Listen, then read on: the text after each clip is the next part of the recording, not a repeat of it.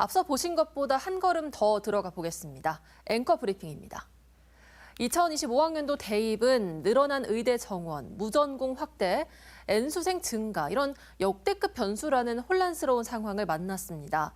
예년과 다르게 굵직한 변수가 많다 보니 수능 성적을 내는 것은 물론이고 입시 전략 세우기가 모두 쉽지 않을 것이라는 전망이 나옵니다.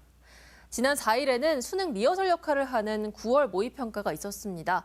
난이도가 평이했다는 분석이 많지만 용암 수능이란 이야기가 나왔던 6월 모의평가도 앞으로 있을 수능 난이도에 고려를 해야 하는 만큼 수험생들의 고민은 더 깊어질 수밖에 없습니다. 9월 9일인 오늘부터는 수시 모집이 본격적으로 시작이 됩니다. 2025학년도 대입 모집 인원 34만 934명 가운데 수시 모집은 27만 1,481명, 79.6%에 달하는데요. 최근 5년간 수시 모집 선발 비중 가운데는 가장 높습니다. 정시 모집 비중은 20.4%, 6만 9,400여 명을 선발합니다. N수생 증가는 2025학년도 대입의 가장 큰 변수입니다.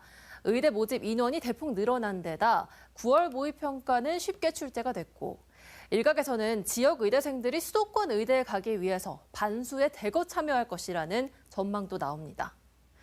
상위권 N수생이 유입될 경우 수시 전형의 수능 최저 기준 맞추기가 어려워질 수도 있는 만큼 수험생들은 수시 지원에 신중해야 할 겁니다. 수시 원서는 최대 6장까지 쓸 수 있는데요. 수험생들은 9월 모의평가 가채점 결과를 토대로 지원할 대학을 정해야 합니다. 학생부 성적이 수능 모의고사 성적보다 좋을 경우 수시에 집중을 해야 되겠죠. 수시 합격 가능성을 높이려면 대학별 수시 전형의 특징을 정확히 파악하고 논술 또는 면접 준비를 해야 합니다. 입시 전문가들은 수능 성적을 바탕으로 수시 최저 학력 기준도 맞춰야 하기 때문에 남은 수능 준비 또한 소홀히 할 수 없다고 강조하고 있습니다.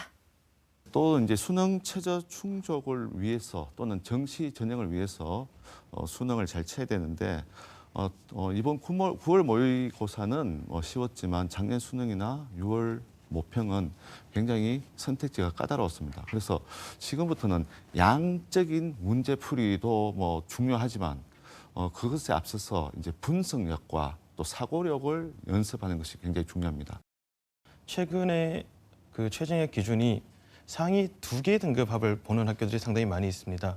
그러다 보니까 우리 학생들이 이 2개 합만 맞추면 되니까 나머지 과목을 공부하지 않는 경우가 많이 있는 것 같아요. 물론 지금 공부를 하다 보니까 많이 힘들어서 선택과 집중일 수는 있겠습니다만은 이 2개를 준비하다가 혹시나 시험이 생각했던 것과 다르거나 많이 어려워지면 그 결과가 달라지고 수능 체제를 만족하지 못할 수 있다는 거죠. 그래서 저는 혹시라도 수능 체제를 2개를 맞춰야 한다면 적어도 3과목 정도는 준비를 해서 어느 정도의 그 불안감을 해소할 수 있는 장치를 준비하는 것이 어떨까라는 말씀을 드리고 싶습니다.